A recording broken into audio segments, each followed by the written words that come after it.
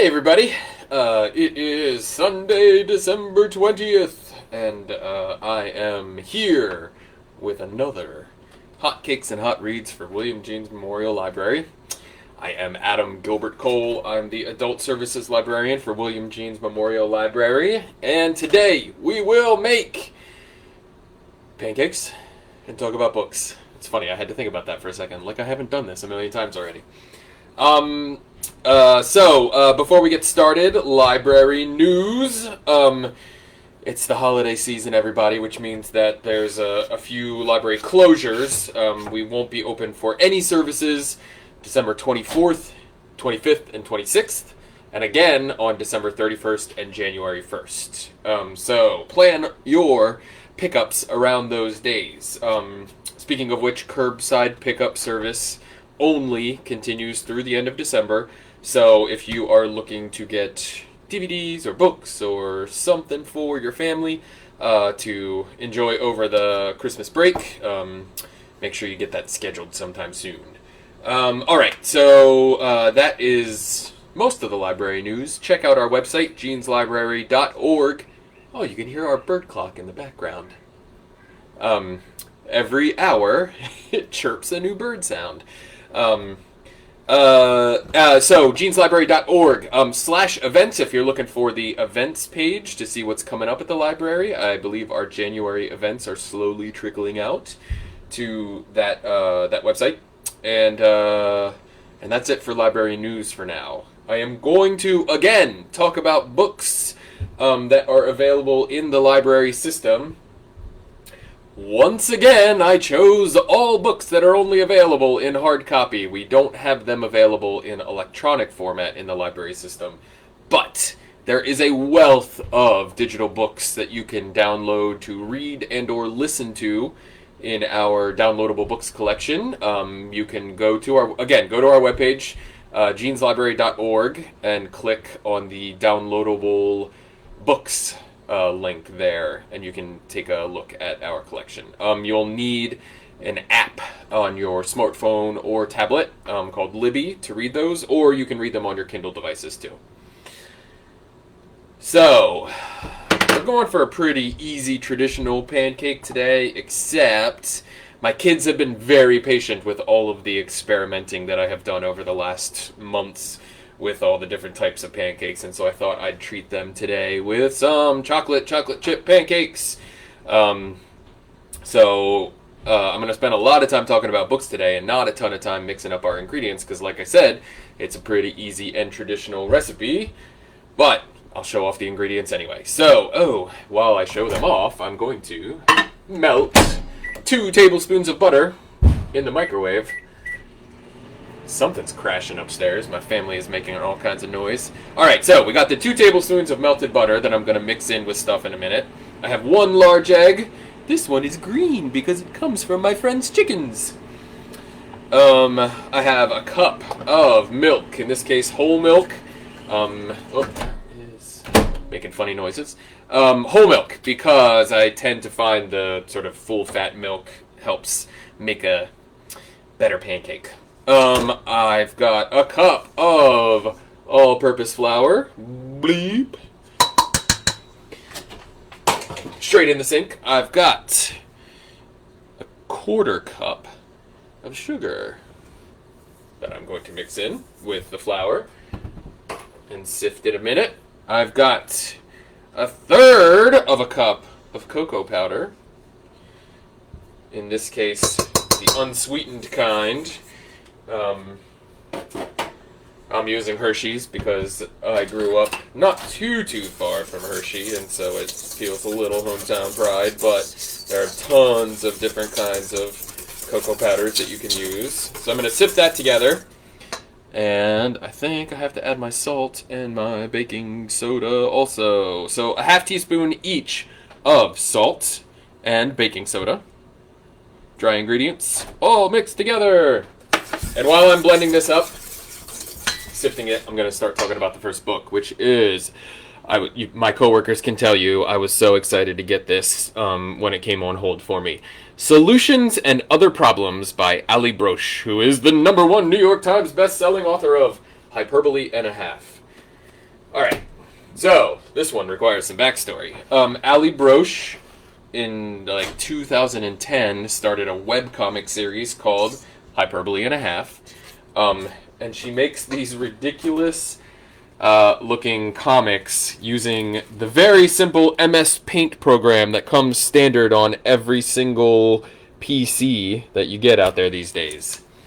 So that's part of its charm, is that somehow, even with these like sort of rudimentary graphic design tools, she like belts out this pathos that her characters in her comics have. They are mostly autobiographical comics. You're never quite sure like how much is exaggeration and how much is Ali actually telling a story of her life, but she is just the funniest person that I can think of in the webcomic world. So she published that book in 2013, Hyperbole and a Half, and then sort of disappeared for like 7 years. And it turns out a ton of stuff happened in her life. I should not be putting the orange peel in there. Everyone, I'm not paying attention to what I'm doing. We'll talk about orange peel in a second. So this one, Solutions and Other Problems, is the follow-up to her book. And she had originally planned on releasing this in something like 2017, but she's had a lot going on in her life in the last 7 years. Her sister committed suicide. She went through a divorce. Her parents went through divorce. And so, where are all of my whisks, everyone? In the dishwasher! Let's hope there's nothing too terrible on there.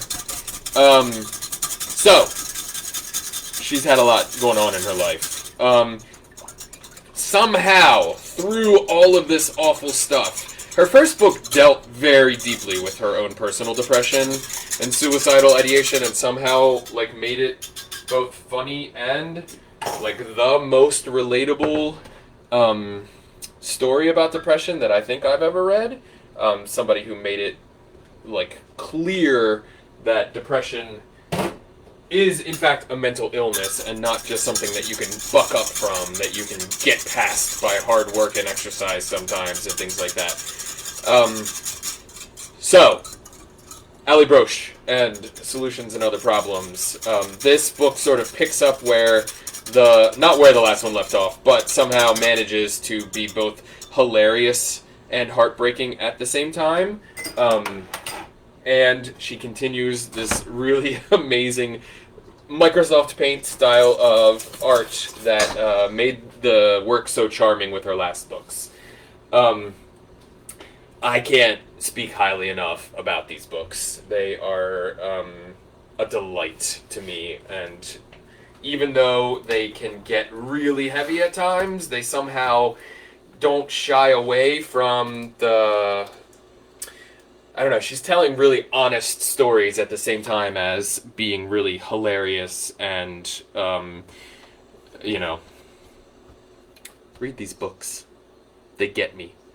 Alright, so that's it. I've mixed my dry ingredients. I've got cocoa powder, flour, sugar, baking soda, salt. I've got 2 tablespoons of melted butter, a cup of milk, a large egg, whisked into my Pyrex cup here. I'm going to now mix them together, fold them together until just blended with a teaspoon of grated orange peel. Because you can't just have chocolate, right? You could do probably any kind of citrus peel in this. Lemon chocolate is always pretty tasty and a little zingy. Orange and chocolate is a pretty traditional blend. I have grapefruit here, and I was thinking about trying that later, but I only have 1 egg in my house, so that's what we're making today. Orange and chocolate. Alright, so I'm going to put these together, and then I'm going to, like I said, I'm going to fold them in until they're just blended. I'm going to let it sit for a minute or two while I talk about this next book, which is called Blood Runs Cold. The subtitle is The Yablonsky Murders and the Battle for the United Mine Workers of America by Mark A. Bradley. So Mark Bradley is a former Justice Department prosecutor, and one of the reviews I read that was, that to prep for talking about this, said that his prose sort of reflects that. It's sort of workmanlike and detailed, but in an unflashy way, which I think in a story this kind of wow is probably the best kind of prose for the story. So, Jock Yablonsky, in 1969, is sitting in a room, I think in D.C., it might have been in Cleveland, actually, now that I think about it. But he's sitting in a room with a whole bunch of other people, and Ralph Nader, who eventually went on to serve in the United States House of Representatives, was encouraging him to run against the current head of the United Mine Workers of America, who had a sort of stranglehold on this union and was a really corrupt man, known to be corrupt, embezzled money from the union, had strong-arm, enforcers out sort of doing his dirty work for him. And they're sitting in this room. Ralph Nader says, you gotta run. You gotta run for head of the union. You gotta get control of this situation.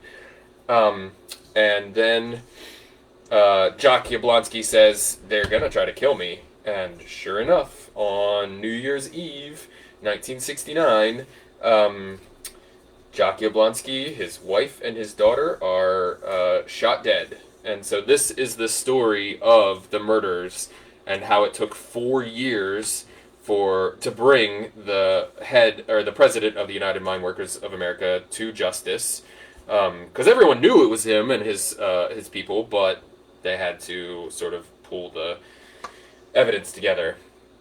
I love stories of labor history in America. It's one of those things that I feel like we don't learn enough about in our history, that we have a really rich... This is looking pretty beautiful here, so I'm going to let it sit now before I get it too incorporated.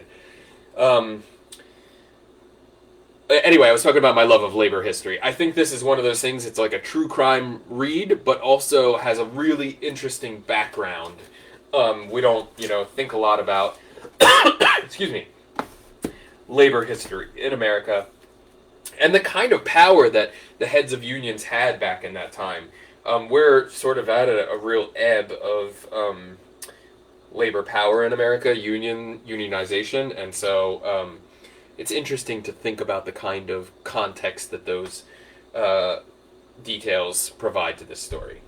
All right, so again, that is Blood Runs Cold, the Yablonsky Murders and the Battle for the United Mine Workers of America by Mark A. Bradley. Find it at your local library. Okay, so I've got this sort of sitting for a little bit to incorporate. I'm going to show off. I've got chocolate chips. I really wanted mini chocolate chips for these pancakes because I think the mini chocolate chips sort of incorporate better and run less of a risk of burning on the griddle. But I've got some extra semi-sweet chocolate chips and some extra dark 61% cacao chocolate chips. The latter for me and my wife, and the former for the boys who would prefer something sweeter. Alright, so at this point, I lost my quarter cup measure, but I want my quarter cup measure to start spooning out my pancake batter, which, like I said, is looking pretty good. Not too incorporated, because you don't want it to be, it'll flatten out if it's too incorporated. And I am going to start. Actually, before I do that, I should scoop out, or oh, these are the really big ones. Nerds. Should have checked that ahead of time. These are the little ones. Okay. I guess it's the sweet ones for everybody. Alright, so I'm going to scoop out a quarter cup of batter. Spread it on my hot griddle, which is probably not quite hot enough yet, but that's okay. We'll test it out. And then as soon as it's spread out, sprinkle those chocolate chips in so they can incorporate into the batter while it cooks. You want... Whoa, that was a bit too many already. You want somewhere between 6 and 10. You don't want it too chocolate chippy. And while that guy is cooking and we test it out, to make sure everything's going okay. I'm going to talk about book number 3, which is Summer, a novel by Ali Smith. This book is interesting mostly for the sort of project that the author has engaged in the last 4 years. This is a conclusion to a quartet of novels that she has written that started with winter. No. So summer is the end. Then it was spring, winter, fall. So she started in fall. Oh boy, Adam. Over the last 4 years, she has engaged in this project to see how fast she can write a novel, write 4 novels, and have them published. So, in an attempt to be as contemporary as possible with her fiction, she has written 4 novels over the last 4 years, fall, winter, spring, and summer, and then published them. All right, so this pancake is looking pretty good, although I may need to butter my griddle. I thought the non-stick surface was going to do okay for these, but apparently not. So next one's going to get some butter. So I think that I recommend these books mostly for I mean, she's a great writer, and her literary fiction is top-notch, but I think it's really interesting that this may be the first coronavirus novel. It actually incorporates that into the story.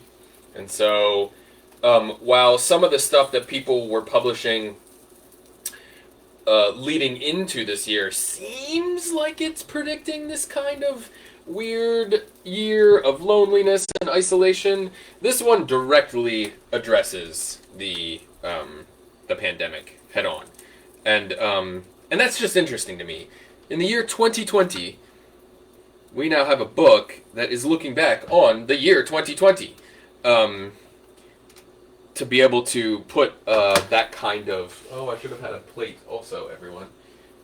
Excuse me while I get a plate out. You can look into my cabinet here.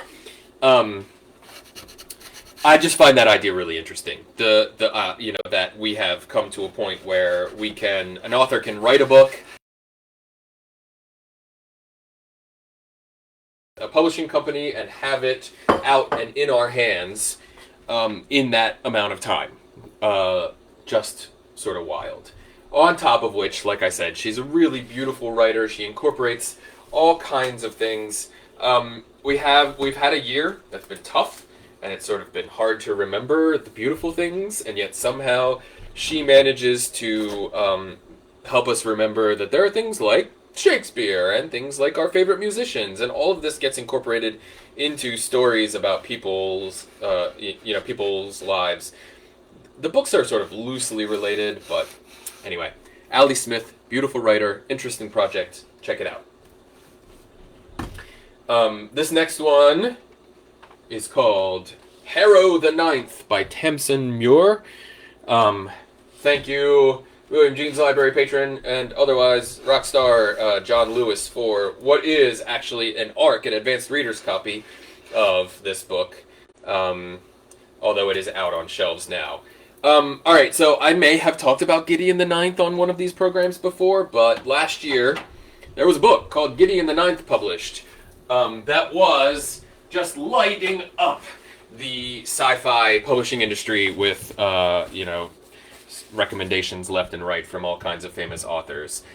It was fun and sort of rollicking, but at the same time a really strange gothic tale. The main character, Gideon, was sort of immersed in this world where she didn't feel like the main moving factors of the world, and so she was kind of figuring out the atmosphere as she moved around. Anyway, this story, if you are going into it thinking, oh, it's going to be another continuation of Gideon the Ninth, it's a very different book than Gideon the Ninth. Gideon, as the narrator, was hilarious and snarky and, all around a really lovely person to read a book about. And this one is also a really great book, but in a very different sort of close, paranoid kind of way.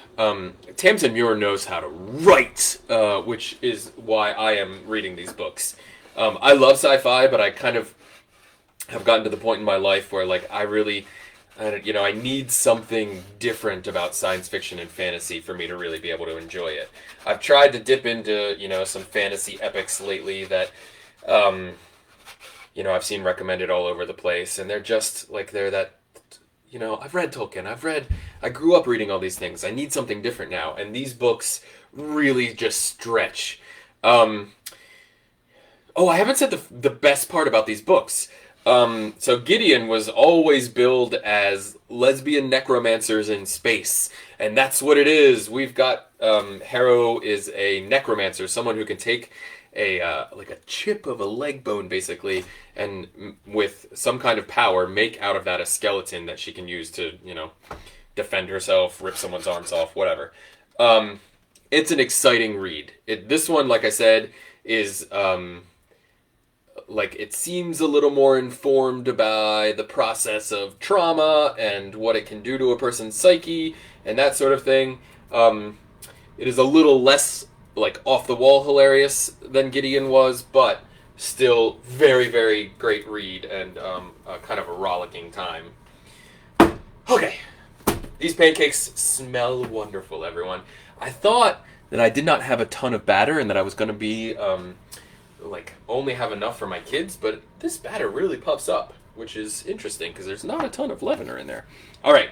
But I'm making them slowly just so I make sure I don't burn the chocolate chips when I flip them over.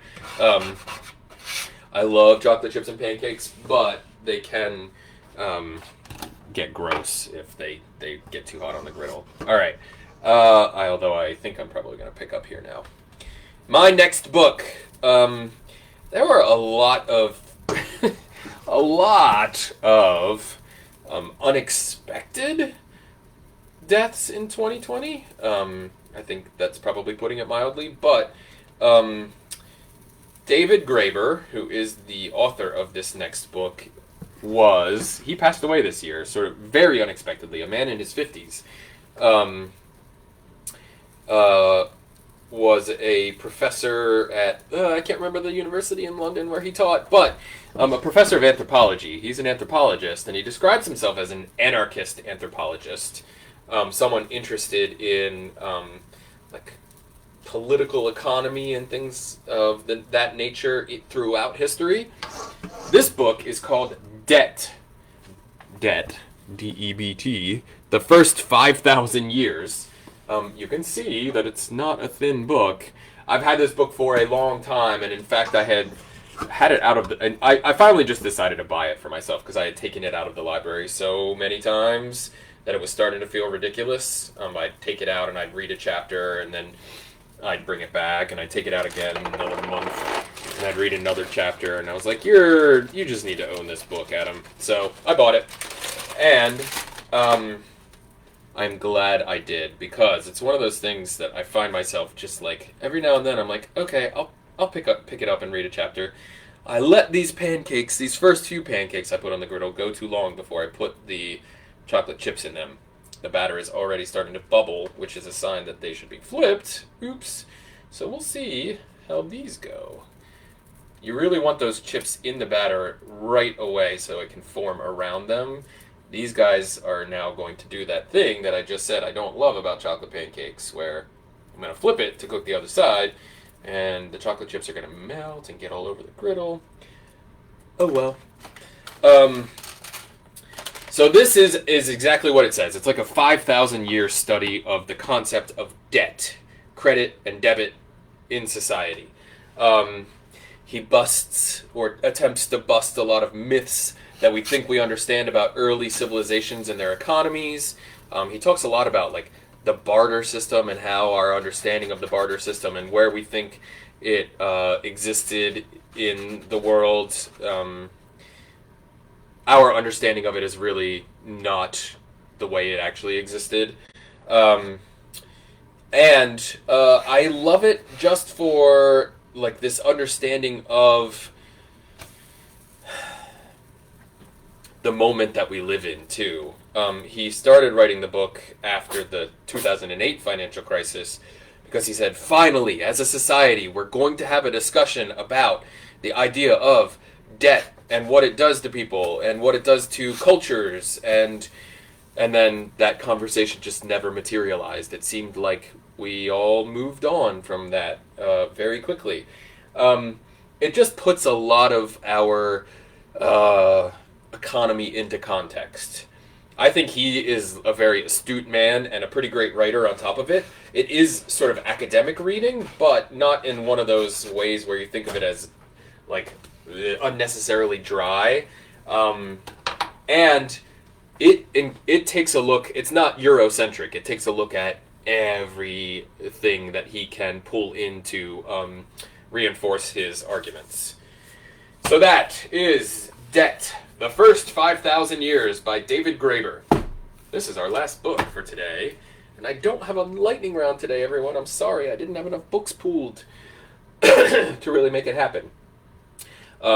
This one I brought home. I have not actually read it yet, so I'm going to give you the rundown of why I'm excited to read it over the holidays, even though it's not exactly a holiday book. So this book is The Standardization of Demoralization Procedures by Jennifer Hoffman. Set in the last days of East Germany, and starring a man who... Oh, I've forgotten the character's name. That's terrible. Oh, Bernd Zeiger. That's right. Bernd Zeiger. A man who is the author of the eponymous Standardization of Demoralization Procedures handbook. The man, Zeiger, who is our narrator, is sort of seeing the decline of his health at the same time that he is seeing the end of East Germany as a project, and the book also is sort of set around the mystery of the disappearance of one of the only people in his life with whom he has any kind of connection, a waitress at the corner cafe named Laura, who he, the evening before she disappears, sort of dumps his soul onto and, confesses to a lot of the things that he's done in the name of East Germany and its political regime. That's the word I was looking for. Anyway, the book itself, it seems like a sort of wild, kind of paranoid trip back through his past, and it does. The reviews that I read have said that it's interesting for the book. Ooh, put your chocolate chips in, Adam. For the book to, it's really dealing very heavily with the idea of like personal memory and personal memory, I guess, being replaced by that state-run propaganda that you exist in so much in something like East Germany, where you are, being encouraged to inform on your neighbors at the drop of a hat and that sort of thing. I love mysteries that have this weird twist, or are set in a kind of strange location. And despite having lived through the fall of the wall and the end of the East German project, I don't know a ton about it. And so I'm kind of interested to, at least through the lens of the author here, who is, again, Jennifer Hoffman, who has written this book, get a feel for what she has created East Germany to be. Yeah, so that is that book, The Standardization of Demoralization Procedures. That's the end of my books for today, everyone, and I have come to 11:30 and the end of the program. I have a few more pancakes to make after we wrap here, but I just want to wish everyone a safe and happy end of December. If you've already celebrated your holidays, your cultural holidays, then I hope they were great. If your cultural holidays are coming up, I hope they are great. I want you all to practice your well, to be with your families, to share your love with everyone, and to be safe. I surely miss seeing everybody in the library. Um, Way more than I ever thought I possibly could. This has been a tremendously hard year for someone who went into the library field because he knew how much he loved. I'm talking about myself in the third person. I love being a librarian. I love helping people, even just find books. You know, something as simple as find the books that's going to touch them, that they're going to enjoy. Um, but I miss teaching computer classes, and I miss helping people make connections at our events, and I miss the education that we can provide in person to people. I miss especially hearing story time let out at the library. Here is to. I'm going to make this last one really big, and it's going to be for me, everybody. Don't tell my kids. Here's to a new year. At some point when we get to throw our doors open again and welcome you all back into the library.